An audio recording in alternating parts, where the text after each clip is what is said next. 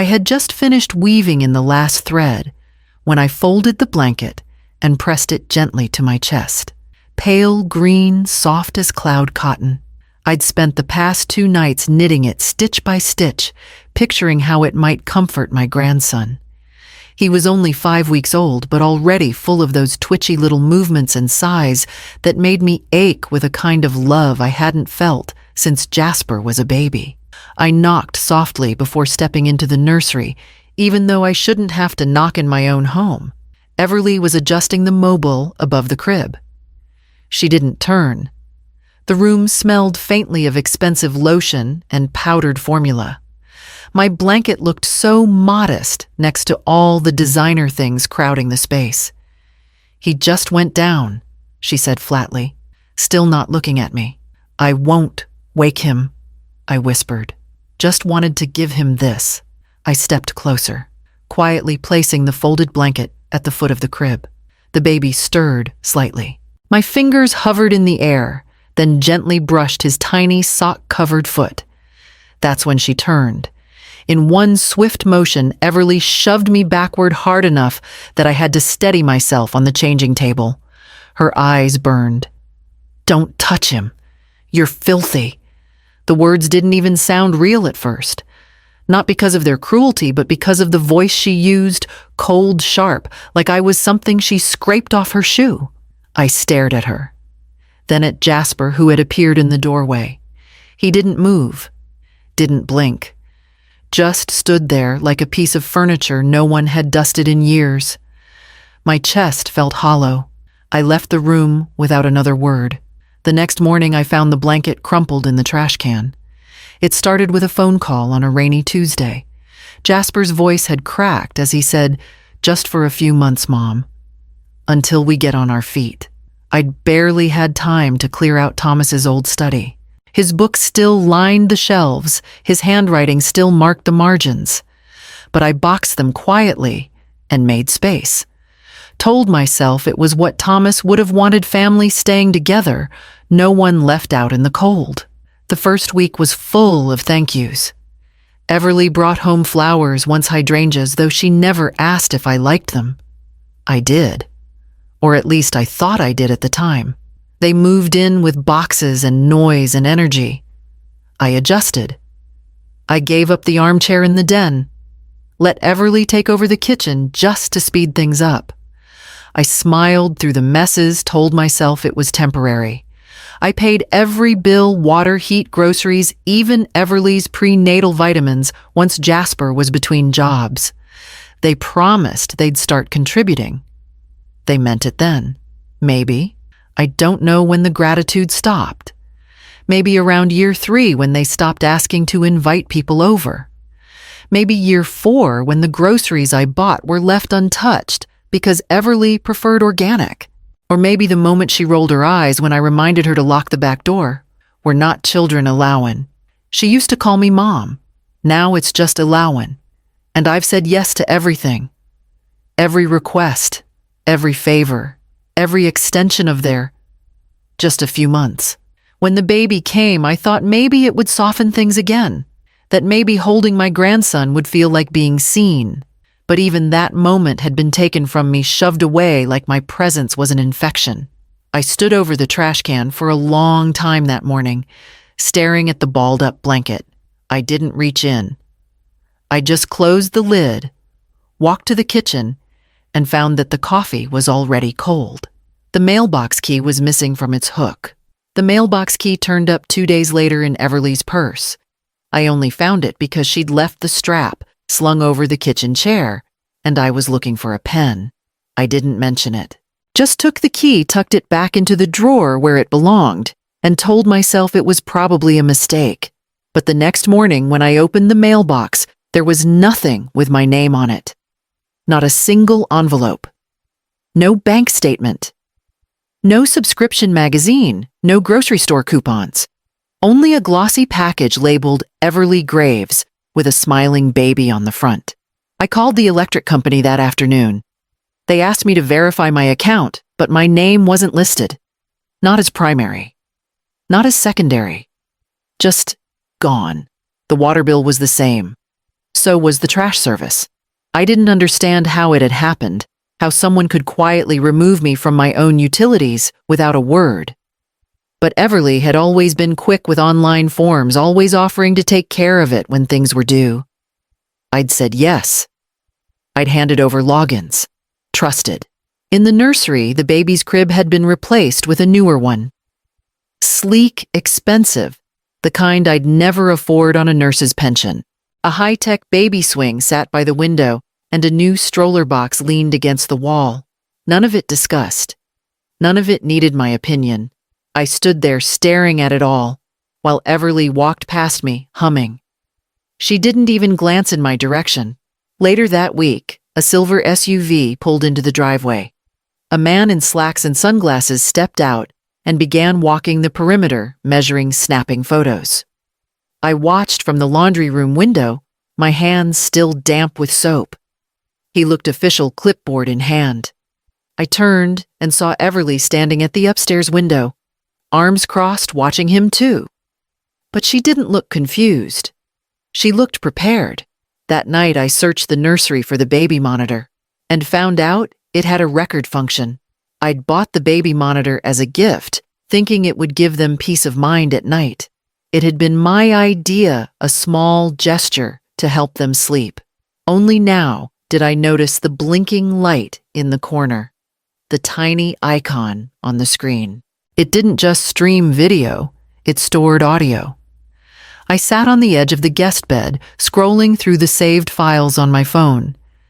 The app had been linked to my email since the day I ordered it, but I'd never opened it before.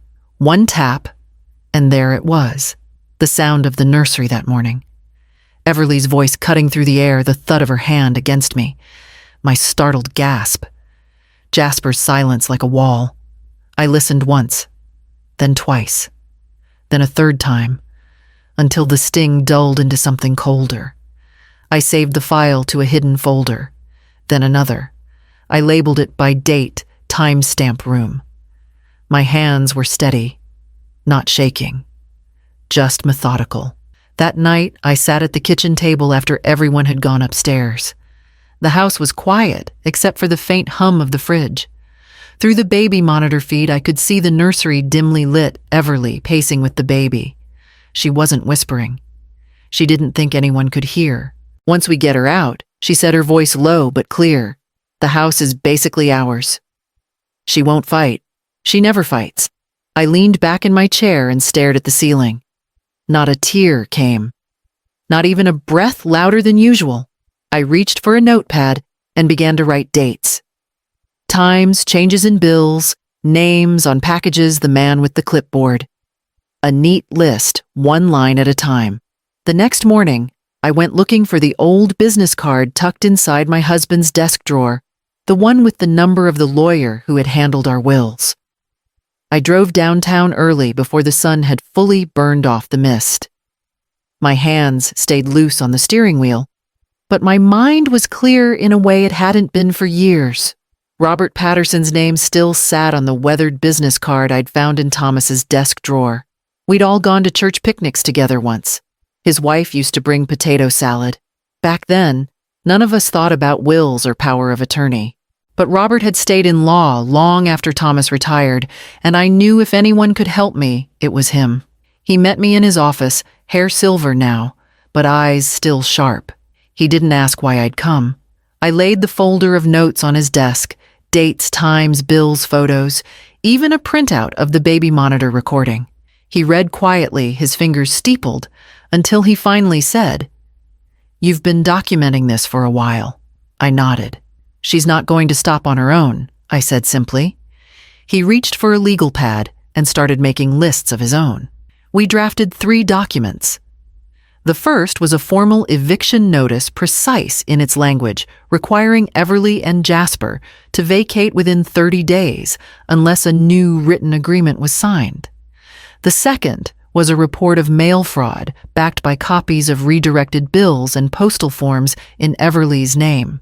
The third was a deed confirmation reaffirming my sole ownership of the property and placing it under a protective trust so it couldn't be quietly transferred. Robert slid each paper into a manila envelope. Keep these safe, he said, and don't confront her until we're ready to serve them properly. His tone was steady, but there was something like admiration in his eyes. Most people don't wait until they have proof. I thanked him and left the office with the envelopes under my arm. The drive home felt shorter than it had on the way there. I parked in the driveway, walked into the house and set the envelopes inside my sewing cabinet. Then I poured myself a fresh cup of coffee and waited for the sound of Jasper coming downstairs. I waited until the house was still no dishes clinking, no footsteps on the stairs, just the soft whir of the nursery monitor. Then I slipped the flash drive into a plain white envelope and wrote on the front in my neatest cursive, "Watch this before you speak." I placed it on Jasper's usual seat at the kitchen table, next to the coffee mug he always ignored, but I still set out each morning. Then I went upstairs, closed my bedroom door, and lay in bed with my eyes open until dawn. By the time I came down, he was already there. The envelope had been opened, the drive plugged into his laptop. He was still sitting elbows on the table, the screen paused on my face, frozen mid-recoil from Everly's shove. Her voice echoed faintly from the speakers. "Don't touch him. You're filthy." My breath caught at hearing it again, even now. Jasper didn't look at me when I entered the room. He pressed his palms together, resting them against his mouth. For a long time, neither of us spoke. Then finally, he whispered, "When was this?" I didn't answer. He already knew. He rewound and played it again. The shove, the insult, the look on Everly's face, smug, unbothered, and him in the background doing nothing. "I didn't know," he said. "You didn't want to," I replied. He flinched at that, but didn't argue. "She said you'd been difficult, that you didn't want to be involved." His voice was small now, like it used to be when he scraped his knees and waited for me to clean the blood. "I thought maybe you just needed space." I took the chair across from him and folded my hands on the table. Space isn't what she gave me. He closed the laptop and stared at the table for a long time. Then he stood up and left the room without another word. That night, I heard them arguing behind their bedroom door. Everly's voice sharp. Jasper's lower, but firm. In the morning, the flash drive sat in the trash, broken in two. The envelope arrived on a Tuesday, thick certified signed for, at the door. I watched through the front window as Everly tore it open right there on the porch, eyes scanning, mouth twisting. She stood frozen for a moment and then stormed back into the house like a fuse already lit. "You filed a complaint?" she shouted, slamming the door behind her. "Fraud, harassment." "Are you insane?" I didn't look up from the onions I was chopping. "No," I said. "Just thorough." Her footsteps crossed the kitchen fast, but I didn't flinch. I'd already placed the copy of the deed on the counter. Let her see it. Let her know this house would never be hers, not through charm, not through time, and certainly not through lies. "You'll never see my son again," she hissed. "I'll take him and leave, and you'll die here alone." Behind her, Jasper stood silent in the hallway. For a moment, I wondered if he would stay there like he always had, quiet, neutral, safe in his own indecision. But then he stepped forward. "Elle," he said carefully, not looking at her. "You need to stop." She spun around. "Are you kidding me?" "You lied to me," he said. "About the bills, about the mail, about her. She's manipulating you." Everly snapped, pointing a shaking finger at me. "You know how she is." He didn't answer that. Instead, he looked at me, eyes dark and tired, but steady. "You kept all of it to yourself, didn't you? You didn't yell. You just waited. I gave you time," I said. Everly turned on him. "So what now? You're choosing her." He didn't hesitate. "I'm choosing the one who didn't erase my mother." Her face crumpled. The kind of fury that doesn't come from pain, but from losing control. She grabbed her phone, muttered something about lawyers and custody, and locked herself in the bedroom. Later that evening, I placed a second set of documents into the mailbox, this time for the housing court. She didn't pack carefully. She threw things. The zipper of the suitcase broke halfway down the stairs, and still she dragged at clothes spilling behind her like torn flags. I didn't move to help. Neither did Jasper. She hurled one last insult at the door, something about parasites and pity, but her voice cracked halfway through. I stood in the entryway, arms folded, watching her walk out of the house like it had never been hers, because it never was. The door shut harder than necessary. The silence that followed was heavier than any shouting. Jasper stood in the hallway, holding the baby against his chest. The child's head rested on his shoulder, eyes fluttering open for a moment before drifting back into sleep. Jasper didn't look at me right away, just rocked slowly, breathing like he hadn't in days. Then he spoke. Quietly, "Can we stay?" I didn't answer right away. Not because I hadn't decided, but because I needed the silence to mean something. "You can," I said, "but with conditions." His eyes met mine, wary but grateful. I wasn't asking him to grovel. I didn't want apologies on repeat. I wanted a home that didn't leave me invisible. "I'll need rent from now on," I added, voice steady. "Shared groceries, shared decisions, shared respect." He nodded. "And if that can't happen, you'll both need to find someplace else." "I understand," he said, still swaying slightly, with the baby in his arms.